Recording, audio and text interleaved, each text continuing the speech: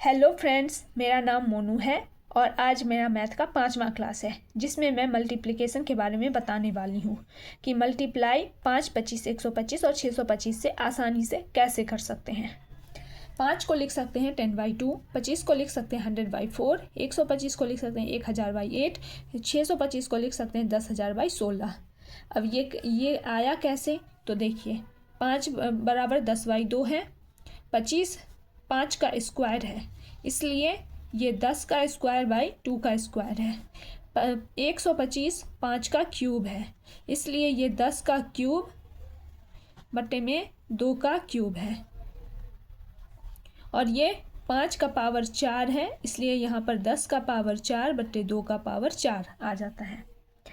अब 0 से गुना करना तो आसान होता है। अब देखिए हम बताते हैं कि आगे कैसे गुना करेंगे।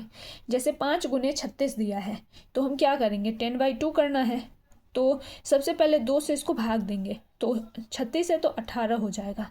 2 से भाग दिए 18 हो गया। अब 10 से गुना करना है तो 1 0 लगा देंगे, ये हो गया आंसर। अगले क्वेश्चन पे जाएंगे। 5 गुने 24 दिया है, 24 को 2 से भाग देंगे तो 12 आ जाएगा और चूंकि 5 से गुना करना है इसलिए 1 0 लगा देंगे। 10 है ना यहाँ दिया हुआ, तो 1 से गुना कर देंगे 120 आंसर हो जाएगा। अब 5 गुने 72 है तो 72 का आधा 36 होता है, 36 करेंगे और 1 0 लगा देंगे 360। इसे आप बिना पेन पेपर के भी कर सकते हैं, सिर्फ माइंड में भी कैलकुलेट करके कर सकते हैं। अब अगला क्वेश्चन है 25 गुने 44। 25 गुने 44 है तो 25 का बताएं 100/4 होता है, 4 से इसको भागा देंगे 11 आ जाएगा।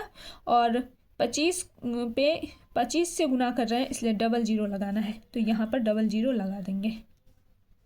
अब 25 गुने 64 दिया है, 4 से इसको भागा करना है तो 16 चौका 64 होता है तो 16 लिख देंगे और 25 से गुना करना है इसलिए 00 लगा देंगे।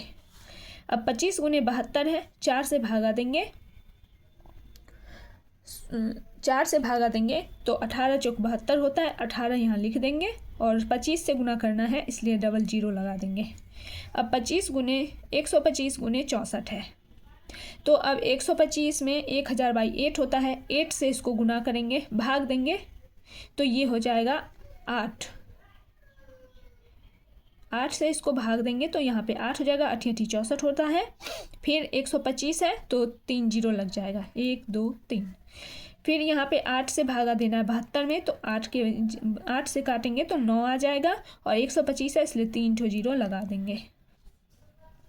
फिर 125 है गुने 32 है, 8 से इसको काटेंगे 8 चौक 32 होता है तो 4 आ जाएगा। 125 है इसलिए 3 0 आ जाएगा।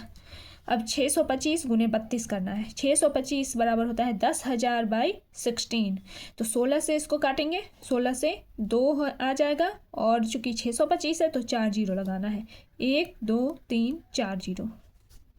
फिर 64 है, 16 से काटेंगे तो 16 चौका 64 होता है, 4 आ जाएगा और 625 है इसलिए 4 0 लगा देंगे, 40,000 आंसर हो जाएगा।